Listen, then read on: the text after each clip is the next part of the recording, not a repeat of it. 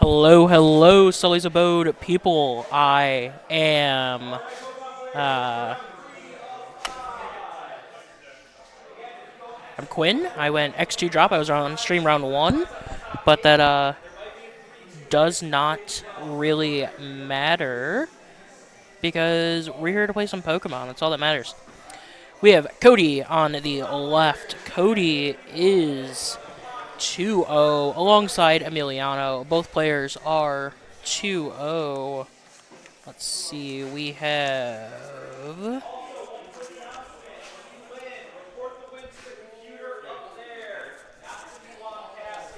they can hear each other. Perfect.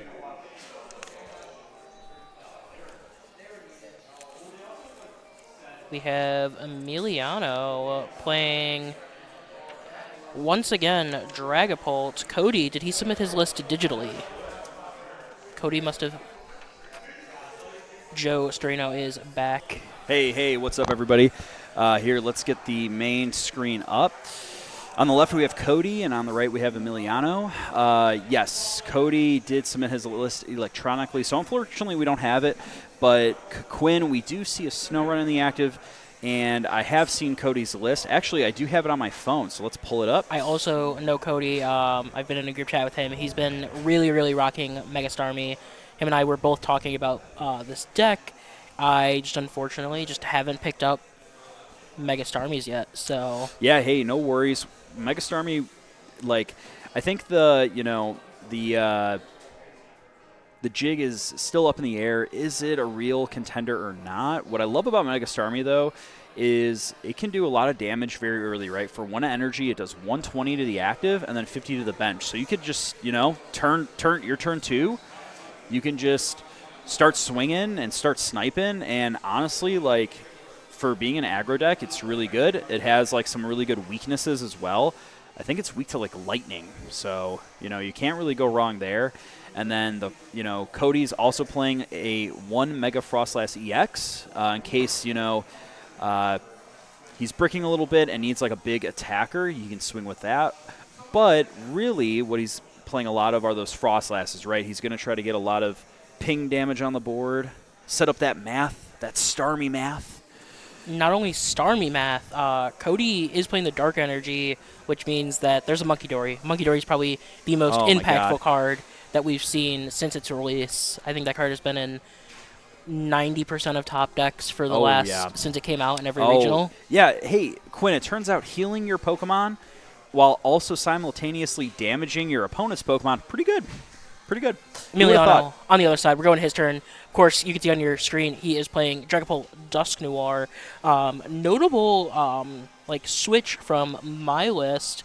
We see that he's playing Dawn Watchtower. We also see that he's playing an extra boss compared to I was. He's also playing Blood Moon Ursaluna and Latias EX. Wow, interesting stuff. Yeah, I think it's one of those, especially like the Blood Moon. If you're playing Blood Moon, you definitely need to respect, like, you're going to have a game or two where you start it, right? And so really the only way out of starting a Blood Moon like that is either playing like a raw switch or playing a Pokemon like Latias EX, giving that free retreat. We see Emiliano playing the Ultra Ball here, getting things set up, attaching the fire to the... And then the Lilies for 8, hoping to probably see a Buddy Poffin or Raw into his copy of 2 copies of Badoo. Yeah, we definitely want to slow Cody down here, right? I will say Ultra Balling for Meowth to hit a Lilies, like, we're really hoping that we hit a Buddy Poffin, and we do. There we go. So I almost wonder if Cody's turn, he's kind of holding his hand there, so he can't really see what's in there. But if Cody gets Hilda or Ultra Ball for Hilda, does he play Meowth? He is playing Meowth. And I knew he was going to be on a copy of Hilda because him and I talked about this deck list.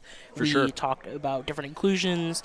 We talked about the different variants even of Starmie, Mega Starmie. Him and I looked at the Duskull variant and the Mega Frostlass variant. I think this one is slightly stronger just because of the secondary attacker with Mega Frostlass, and also including those pings just helps your math out a little bit better than the Duskull while not giving up prizes. Yeah, there's definitely a lot of surprise factor with that Mega Frostlass, right? If your opponent, ideally, Cody is playing a Badoo, right? So you will have games where you Badoo your opponent, their hand's full of items, and then you can retreat into a Mega Frostlass and do some big numbers. It's just a really good, efficient attacker for 1 energy. Here we go. We see Mega Starmie. There's one. We're going to see the Lilies for an energy up. We're hoping to get a water energy off of this. Yep, water energy, and honestly, 50 on the Dreepy. 50 on the Dreepy would be pretty crazy. We could also see like a raw Monkey Dory and a dark attach as well there. I think is fine, right? Because Cody's going to be continuing to build up his board. Now that he has the Frostlass out, there's going to be a bunch of damage like going on both Emiliano's board as well as Cody's board if he could find a Monkey Dory. So again, really, big 8 cards. Here we go. 4. Or 8 big ones. Oh my God! Look at the pile of cards. Wow, Cody whiffed off that. Again, he is item locked, so no Ultra Ball, no Badoo, but we do see a Monkey Dory. I think we definitely slam that to the bench, right, Quinn? I think we drop it, and then we just play through the item walk, because second turn as Dragapult, you're never going into a Dragapult unless you're, like, severely scared of both Dreepies being knocked out or both Dracloaks being knocked out. So Wow, and we see the pass. I feel like if I was Emiliano in this situation, and before we get too far into this turn, let's make sure. Emiliano, damage. Frostlass. Right, and so, again, that 1 damage might matter, right? And so it's really crucial that we get that. Meowth only has 170 HP, Quinn. So, that damage is going to start building up very fast. I feel like if I was Emiliano and I was seeing... Now I know that it's the Frostlass variant of Mega Starmie, right? I know it's Mega Starmie Frostlass. I'm a little bit less scared than if it was the Duskull version. The Dust Noir version. Yep. Because that could come in really handy if you're playing, if you have the Monkey Dory plus the Mega Starmie plus being able to do 130. Oh, yeah, I could definitely get That's a free 2 crazy. prizes on the bench. But what I will say, what about with the Frostlass version is you do have that backup attacker in Mega Frostlass, right? That's so there's a trade-off. Honestly, that's probably like a really big trade-off in a deck like Starmie, right, where it might be a little bit bricky, right? You might have some weird starts, and so just having that big, I was going to say that big swinger. Having that big attacker as an option, I think is also super really, important. Really important. I think the even bigger thing to look at is Cody playing... He is playing the 1 copy of Ignition Energy. Another thing him and I looked at, because Mega Starmie's secondary attack attached the good old... Yep, and damage from Frostlass, very good. I think the big thing to look at is double the triple Ignition Energy attach return, 2-ton. Yeah, also really good. Great attack. And you're really only using that like once, right? To like finish off like something, right? A Pheasantipity, a Meowth. Okay. This is... Yeah, and there's the Mega Frostlass I've been glazing for the last 5 minutes, right? We're seeing no donuts over here, just pure love of the card. True. That is the Mega Attack Rare version. I do think that is probably my favorite thing to come out of Ascended Heroes is all the Mega Attack Rares. Definitely, yeah. Pokemon knows exactly what they're doing, right? I mean, look at how beautiful that card is. Definitely, it is a piece of art at the end of the day. Cody slamming down the Lilies. Again, item locked. We're hoping to hit a Water Energy. I really think Cody just wants to kind of put the pressure on Emiliano, right? I think almost... I don't even know if I hate him seeing a Monkey Dory come down with a Dark Energy, go put 2 on a Badoo, and start the Monkey War. And Because it's going to get honestly, that one from Frostlass as well. what's really funny too is like what Cody can do is hit the Monkey Dory, right? Put the 2 damage onto the Badoo, and then if he finds his own Badoo, he could Badoo knock out Emiliano's Badoo, which is hilarious. And I hope that we can see something like that happen. We see I'm Legacy. seeing a lot of supporters. Legacy, another Legacy Snow energy Run. is great. Oh man, He could go Mega Starmie here.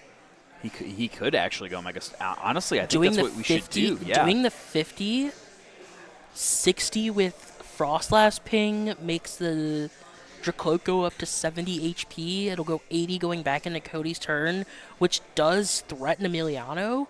So I feel like Emiliano would be forced to evolve it and start attacking, and it puts Emiliano onto the back burner. Yeah. Ooh, could be another play. I don't know if he has the Monkey Dory in hand, but that is the copy of Risky Ruins. This is great stuff.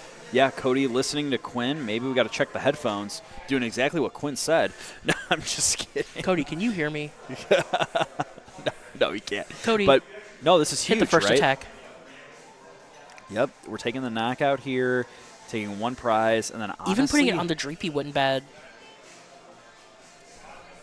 Maybe Cody can hear me, because that's exactly what I was thinking. Yep. It's a great play here. Cody going down to 5 prize cards here, Joe. Yep, Cody going down to 5. Thank you, Quinn, for keeping me honest. His Let's Lilies get that is updated. no longer going to give him 8 cards. Yeah, which is unfortunate, right? I mean, seeing 6 versus 8 can be the difference maker here. Did we do Frostlass damage? Yes, because the Meowth should have how much on it now? 3. 3, and I think that's 3, right? 3 little. Yes, Cody. Yeah, I did hear perfect. Cody audibly remind Nice. Emiliano. That is the thing about playing Frostlass, y'all. It is literally a dice simulator. You're playing dice simulator. You gotta dump the dice bag out. You gotta pull out all the dice, and you gotta, every in between turns, you gotta make sure they go up by 1. I think what helped me, like when I play Mega Frostlass or any deck that's playing Frostlass, the little gem-looking things from Japan. And then your board's just full of red, yellow, orange, and you're just seeing all the colors all over the board. Yeah, maybe that'll help remind you to, hey, I need a play dice simulator and update Hold on, my. need to wait, update. pause. Let's okay, all right, 1, and then my favorite is when I play against a Frostlass player, and I use smaller dice, and I have bigger fingers, and I love just fumbling my dice, not on purpose, obviously, but because especially when you're trying to play fast. And you get a regional, little sweaty. oh my god! And then, Regional best of 3. Oh my god! And then, oh yeah, dude, it can get hilarious. Just playing the dice simulator. No, and again, I don't mean anything negative about Frostlass with when calling it dice simulator. But Emiliano dropped down his own Monkey Dory, so we are seeing that Crispin for a Fire and a Dark. correct. And so now Emiliano's saying yes. Every turn, I want the Frostlass to damage my board a little bit so that I could fling the damage back to you and make my Phantom Dives a little bit more juicy. Did we see the 2 damage come down for Risky Ruin? I can't see a dice on there. We did not. Oh, yes, we did. Yeah, sorry. The dice are blending into the Monkey Dory art. Yes. Perfect. So, yeah, and again, that's why the Starmie deck plays the Risky Ruin, right, to get that damage going. But we also saw Ricardo playing the Risky Ruins, right, and Dragapult, because, again, it's for this very reason. I'm playing Risky Ruin in my Dragapult. It's a good card. I think it was made to be with Monkey Dory. Sometimes cards are kind of designed, and you can see how they interwork together. Another example of that would be Dusk Noir in any deck that's going to put damage for free onto the board, right? Correct. Those cards synergize very well, and they're not just auto-inclusions, unlike something like Meowth. All right, we're seeing Emiliano fling 3 damage off his Meowth back to the Frostlass. And, Cody's going to get unfair stamped here. Unfortunate. Again, really the only kind of hand disruption, the real hand disruption, I would like to call it, in the format. The unfair stamp can get pretty, could be pretty backbreaking here to Cody. Only getting 2 cards and with no onboard draw, right? Like there's no draw engine in Mega Starmie. It's kind of one of the turnoffs of the deck. These 2 cards got to be good. And he drew Double Monkey. Those are 2 cards he can draw. Those are 2 cards. And here we go. We see the Phantom Dive. He's going to kill the Frostlass here, which he put 3 there, and if he puts all 6 there, it is a knockout, Cody. Yes, he does take the knockout. Cody's putting 200 damage onto his... Yes, 200 damage onto the Mega Starmie. And and I'm going to try to whisper this, but Emiliano is setting up for a really interesting interaction here because I believe that Mega Starmie has 330 HP, right? I believe it is 330. So might be 310. To get around... We'll double check. Well, if it's under 330, this play is live where Emiliano could pop the Dusknoir. He could pop the Dusknoir to get around the Legacy Energy and still take 3 prize cards. So I think that's really big for Emiliano, and honestly what I would be looking at doing next turn. Cody hitting the raw Hilda off the, 2 off of Unfair Stamp, draw for turn, hitting the Hilda, hitting a supporter, pretty big. He's going to be able to go right back into that Frostlass if he so chooses. Yes, and honestly, Emiliano kind of has like a pretty big hand. From Cody, right? We know that he has the Double Monkey in hand. I wonder if I would have rather seen him grab that Frostlass for that ping in between turns. It kind of forces Emiliano to have to commit his Monkey Dory there instead of knocking out the fellow Monkey even, or putting damage onto the active. Mm-hmm. So I think the Frostlass would have been my personal grab if I were Cody in the situation. But I think Cody needs to set up a Starmie, right? All right, so Starmie going down to 170 damage on it. Going to put the 3. Where are we putting the 3, Quinn? If I'm Cody, I think I'm putting it on to the Drapey. Meowth is not a bad target either. Yeah, I would have rather seen the Drapey just to get that guaranteed knockout this turn. Well, the Starmie's going to do 50 to the Drapey and kill it. Or does it have 20? Yes, yes. So, again, the dice are a little hard for me to see from my seat over here, but that means Joe's got my back here and is able to gladly tell me everything I need to know about what's going on over there. Yeah, and so now you see some damage on the Dragapult. I think it's like something like 200 maybe. I think it was like 80, and then the one. Yeah. Something close. We can see Frostlass close out the game. We can also see Starmie come up next turn. And just start hitting. Yeah, definitely. I mean, this is still really anybody's game. I think slightly favored probably to Emiliano, right, because you do have the Dusknoir for that damage manipulation. Again, popping the Dusknoir onto the Starmie. Now, it doesn't knock it out, though, right, because Cody correctly healed 30 off of the Starmie. Yes, so Cody did know where to move his 30 off of. Which is huge, but right? I wonder if we go pop Dusknoir, boss, hit into that Mega Frostlass, or hit into the clean Starmie, or we could even take out that Monkey Dory that's enabling Cody to move damage from his side of the board, then go put 6 on there with Phantom Dive. True.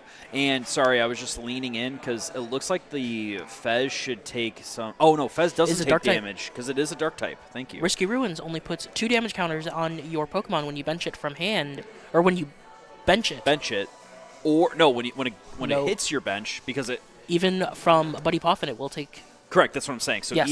even if it comes directly straight out of the deck, it will still take the damage. However, because Fez is a Dark Pokemon, it mitigates that, so... Never mind. Aaron Monty saw round 1 going up to 3-0. Oh, wow. And what is Aaron playing? Festival Lead. Wow. The deck that kept me out of NAIC Day 2 contention last year, and the first round deck I had to play at this challenge. Quinn, it sounds like you hate that deck, man. Anyway, back to our stream match, though. Sorry, Quinn. We got Emiliano still... Oh, the 30. Oh, my God. Emiliano could put the 30 on Monkey and then knock out the Monkey with Phantom Dive, which would be really. Oh, and that's what we're going to see. I think I would have rather. Ooh, I Oh, would have put it onto interesting. the active. Cody Forced going down to 3 prizes now. Miliano going down to 2 prizes. Or to 5 still. Oh, wow. Okay. Oh, my God. Oh, my God. So much happening. Yes. Yes. Emiliano is only. Yep. Yeah. Yep. Yep. Emilio taking a 4 prize turn, knocking out the Frostlass and the Monkey Dory.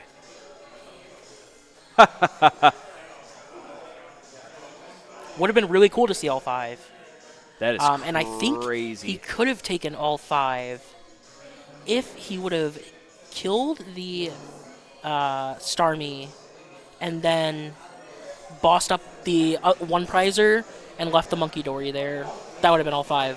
1 turn. Yeah, that's crazy. But still, like Cody's saying, the stamp, that Cody The drawing 2 stamp is Monkey super Dories. strong. Yeah.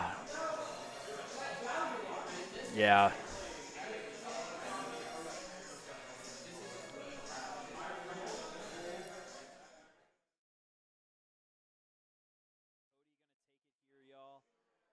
Polt doing Polt things. We'll be back here for round 4. Don't go anywhere.